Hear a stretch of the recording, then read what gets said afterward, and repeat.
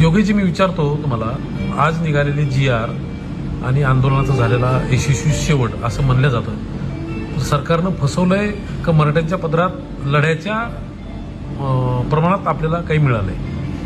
हे बघा, मनोजदादांच्या सारख्या प्रामाणिक नेतृत्वानं मला तो GR तपासून घ्यायची जबाबदारी दिली होती.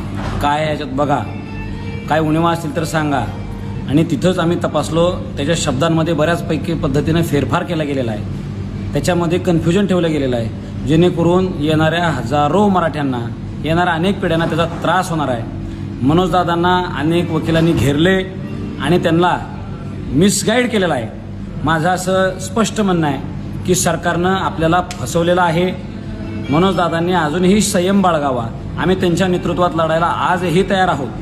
ते आमच्यासाठी दैवत आहे. पण त्या GRचा बारकावा जर आपण वाचला तर आपल्याला त्याच्यातल्या अनेक उणिवा लक्षात येतील. हा GR कोणाला लाभाला मिळू शकतो? ज्यांच्या नोंदी कुणबी मराठा कुणबी किंवा कुणबी मराठा अशा असतील, अशा लोकांना त्याचा लाभ होईल.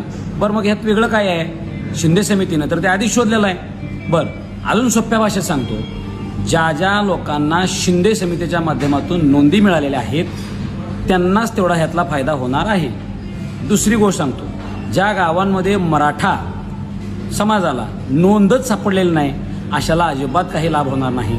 आम्ही असाच ग्रह करत होतो, समजत होतो की हैदराबाद गॅझेटियर लागू करणं म्हणजेच तिथले सगळे मराठे कुणबे आहेत किंवा मराठा कुणबे आहेत किंवा कुणबी मराठा आहेत, असं त्याच्यामध्ये कुठेही स्पष्टता नाही.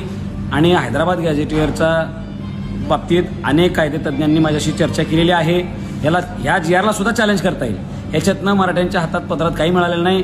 माझ्या दादांना ही विनंती आहे. दादांना मी हे सत्य सांगत असताना त्यांच्या जवळच्या लोकांनी मला थोडंसं दूर केलं, नंतर दादाने सुद्धा मला थोडंसं दूर केलं. पण जे त्यांनी जर माझ्यावर जबाबदारी दिलेली असेल तर एक छत्रपतींचा मावळा म्हणून, एक खानदानी मराठा म्हणून सत्य सांगायचं धाडस मी दादांना तिथं केलं. भलेही माझी गोष्ट आत्ता त्यांना मान्य झाली नाही, पण त्यांना एवढं लक्षातही आलेलं आहे की योगेश केदार काहीतरी म्हणते म्हणजे त्यात खरं आहे. आणि आत्ता मनोजदादांची प्रकृती आमच्यासाठी फार महत्त्वाची होती, म्हणून समाजाला सुद्धा समजून घ्यावं लागणार आहे. परत एकदा आपल्याला लढायची तयारी ठेवावी लागणार आहे. मनोजदादांसारखा हिरा आपल्याला गमावून चालायचा नाही. त्या नेतृत्वासारखा प्रामाणिक नेता नाही, हे माझं मत आहे.